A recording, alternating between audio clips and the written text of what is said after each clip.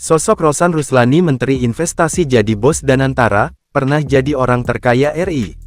Menteri Investasi dan Hilirisasi sekaligus Kepala Badan Koordinasi Penanaman Modal BKPM Rosan P. Ruslani, resmi memimpin Badan Pengelola Investasi Daya Anagata Nusantara BPI Danantara.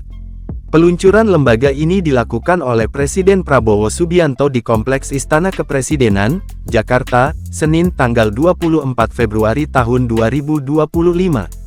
Juru bicara Kantor Komunikasi Kepresidenan, Hasan Nasbi, menyampaikan kepastian tersebut setelah acara peresmian. Nanti Danantara akan dipimpin oleh Bapak Rosan Ruslani. Pak Rosan akan dibantu oleh Bapak Pandu Sejahrir dan Bapak Doni Oskaria, ujar Hasan, dikutip dari YouTube Kompas TV. Rosan lahir di Jakarta, tanggal 31 Desember tahun 1968 dan dikenal sebagai pengusaha tanah air, memulai perjalanan profesionalnya di bidang keuangan dan kewirausahaan.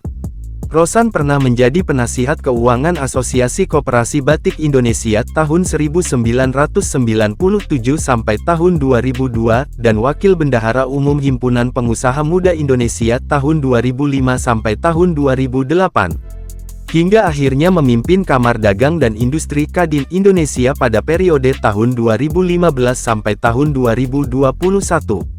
Rosan pernah masuk dalam deretan orang kaya ke-88 di Indonesia versi Globe Asia.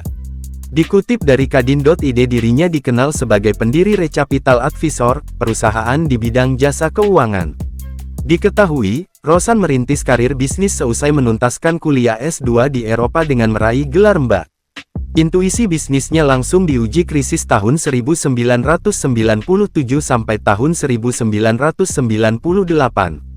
Bersama dua rekannya, Rosan mampu membaca peluang di tengah guncangan ekonomi global, terutama berkat keahlian dan keandalannya dalam menganalisa dan mengembangkan investasi dan diversifikasi portofolio maupun dalam menginisiasi proses merger dan akuisisi.